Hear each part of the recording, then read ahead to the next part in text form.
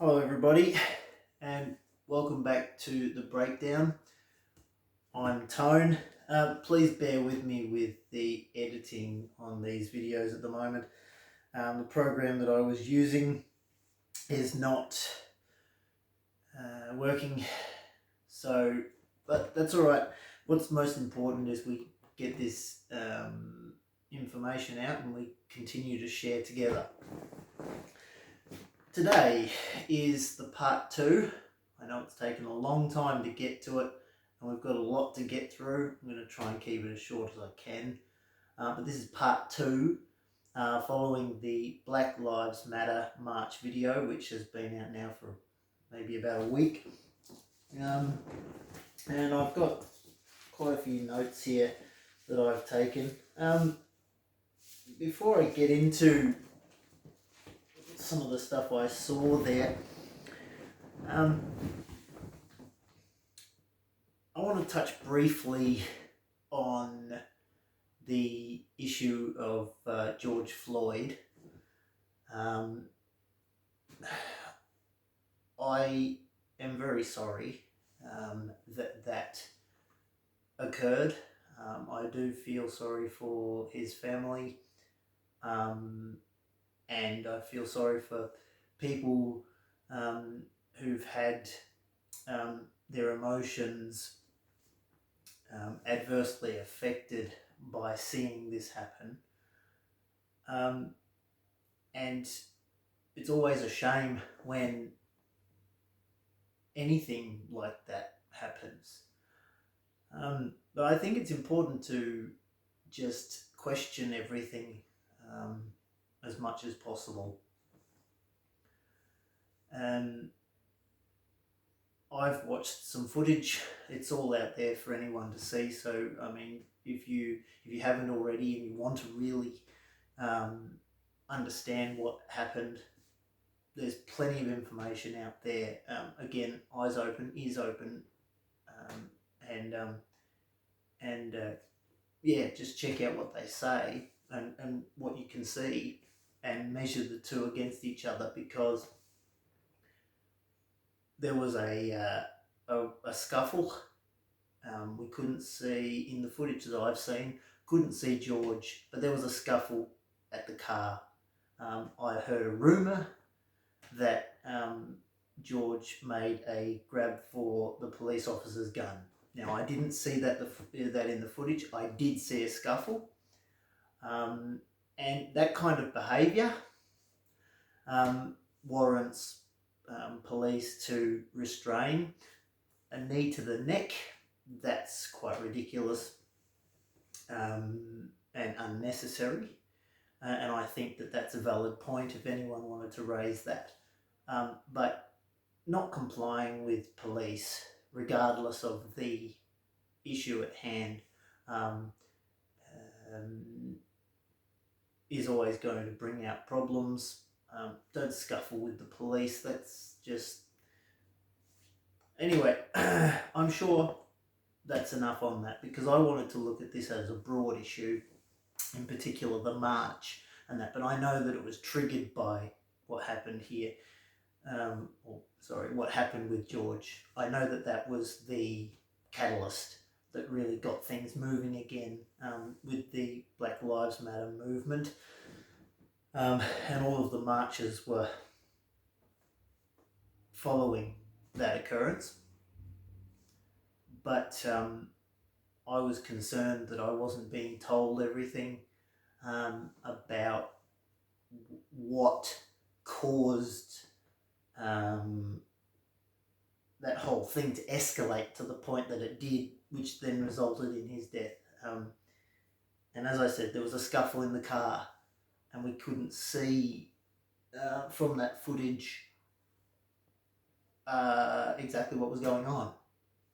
So do some research for yourself to find out what actually happened there, because we always have to do that. The way we get told things in the media today, and that's probably the majority of what the majority of people that were at that march had probably been spoon-fed the information that they were then talking about. They quite possibly didn't look into it even as deeply as what I have, and that's not real deep, but deep enough to know that some of the things don't add up. That's not to say that I'm not sorry for his family. I'm not sorry that he passed away. Of course I am. But that, and I'm not going to say that there's not some issues perhaps with some particular police officers in that instance, but that's not systemic. We can't jump from one and just go, oh, it's this. We can't. And that's my concern. It was always my concern. But let's broaden, as I said in my first video, I want to look at this from a broad perspective. But let's go and have a look at some of the notes I've got here.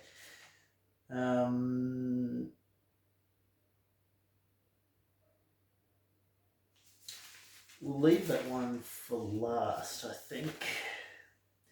Right, so there were some quotes, and I'd like to read them out.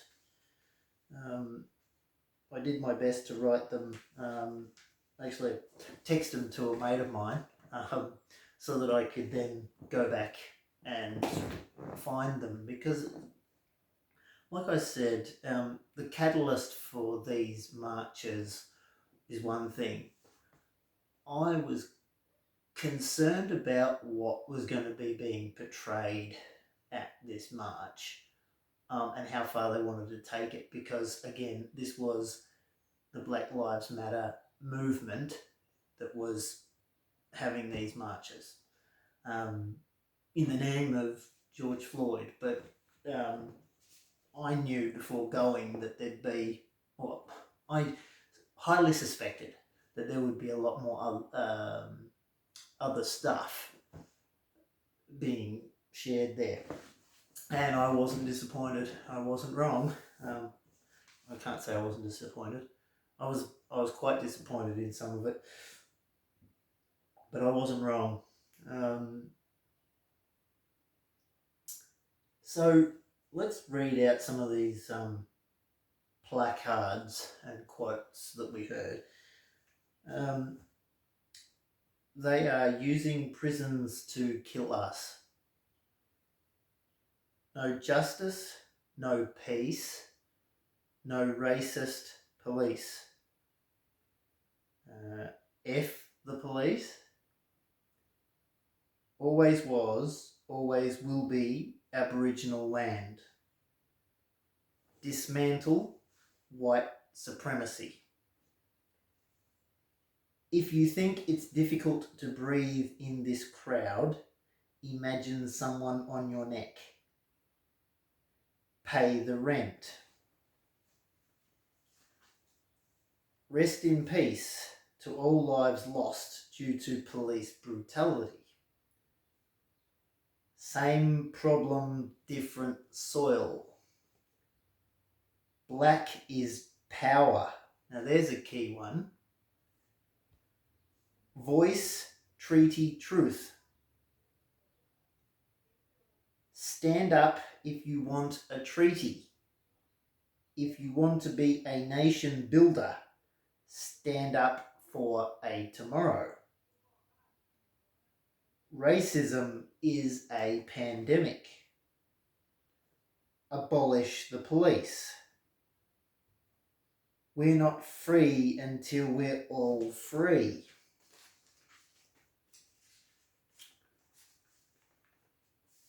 Rejoice in solidarity.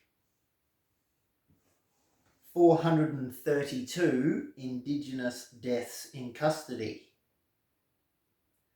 Do your research on what's really going on. If you're here in support and you are white, we just ask that you use your privilege and make noise in support of the cause.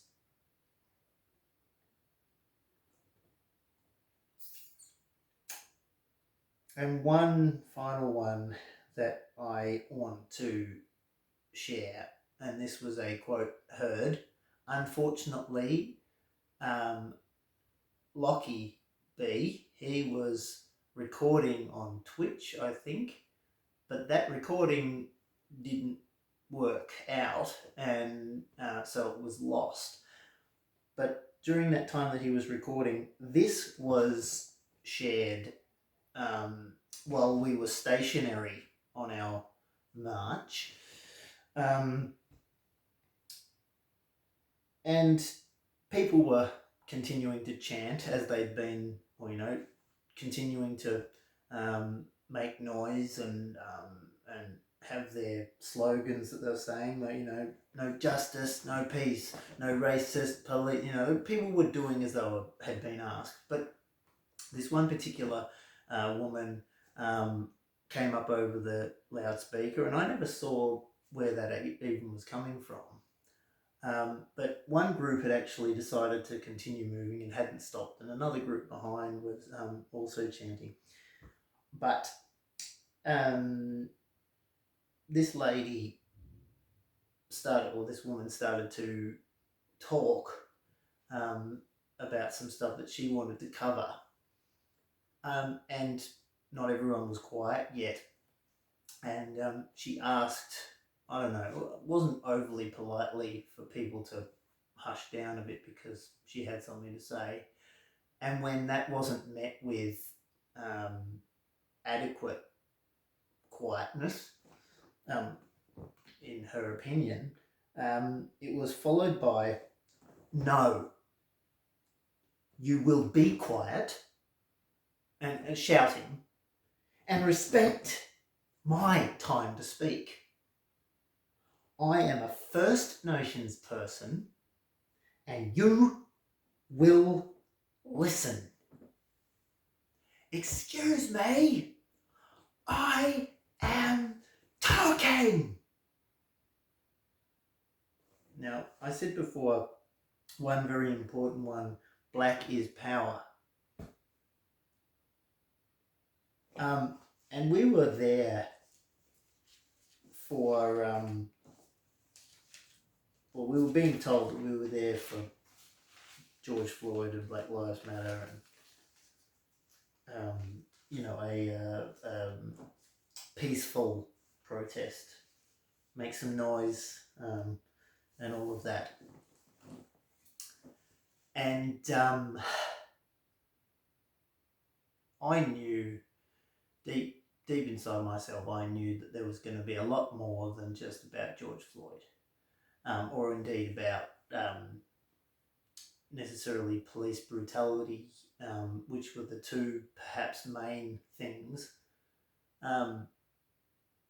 It did not surprise me one little bit that the agenda to be pushed forward would be linked in with First Nations stuff. It doesn't surprise me at all. And I was very disappointed in the way that was shouted down to anybody and everybody that were there.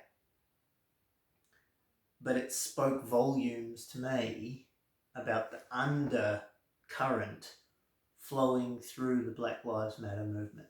Black is power. Okay, so if black is power, then what's all this talk about white supremacy? Which, of course, is absolute bunkum anyway. Talking about numbers, 432 Indigenous deaths in custody, and they're talking about since 1993, if my memory serves me correctly. That's a number pulled out of somewhere. It doesn't talk about why how those deaths occurred, why those deaths occurred, why those men or women were in prison, and doesn't compare in any way to the number of white people that were in prison, what they were in for, how many died, in prison in the same period of time, what percentage of crime was done by either white or black. Now, it doesn't cover anything. It's just a bunch of numbers being thrown out there to push a narrative. Now, any deaths in custody, horrible. Anyone even needing to be in custody, that's horrible. But we choose where we end up. Very largely, we choose where we end up. So it's no good throwing out things like they are using prisons to kill us. And if we don't get any justice, then there is not going to be any peace. And then no racist police. Dismantle the police. Abolish the police. Dismantle white supremacy. Extremely disturbed, not surprised, but extremely disturbed by the messages that were being shared along the way. And I know I said before white and black. I hate using that, but that we get put into a position where we talk in this way because that's how we've got to use our terminology in order to connect it to people. But understand something. We're all human beings. We're all people. It doesn't matter. If you are white and you see black and you use that has to be used in a context before you can refer to them, then you're a white person with a problem. If you're a black person, right, and you do the exact same thing, you got a problem. Racism works both ways. And then we come to the word itself, which I highly detest. It's prejudice. But it's not prejudice to suggest truth. If certain people do certain things and there's a larger number that do a certain thing, it's not prejudice to talk about it. In fact, it's something that we need to talk about and be honest about and then work together to fix it. I want to cover this briefly while I'm at it. We say same problem, same soil, which links in with voice, treaty, truth, which links in with always was, always will be Aboriginal land. Now understand something. In 1788, the law was not what the law is now. Back in those days, in those times, the world was still under the law of conquest. By which way, if you went somewhere and you had a superior force, superior army, you could take it over and you then owned it. Of course, can't do that anymore. That's against law. As far as I know, it's international law. You can't take anything by conquest because each nation is now a sovereign nation and a recognised sovereign nation. So, of course, if anyone was to say, righto, we're going to invade and we're going to go do this, that's against law, right? It's illegal. But in 1788, no, it wasn't.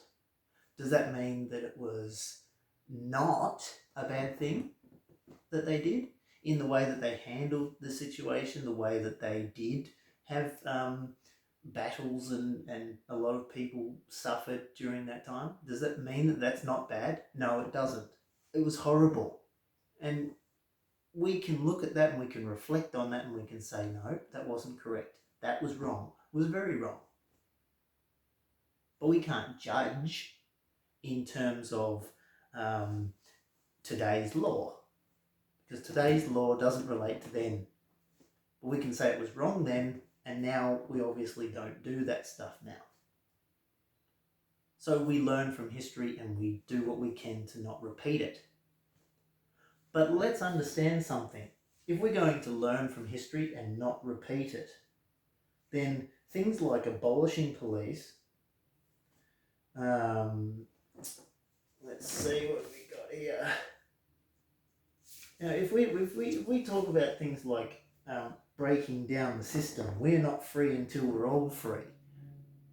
Freedom from oppression, freedom from the system.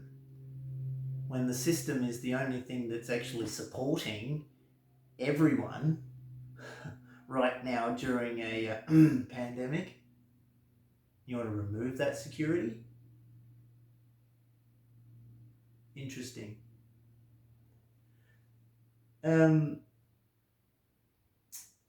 So I think it's important to realize that this movement is clearly not just about what it says on the outside or what the majority probably believe it means.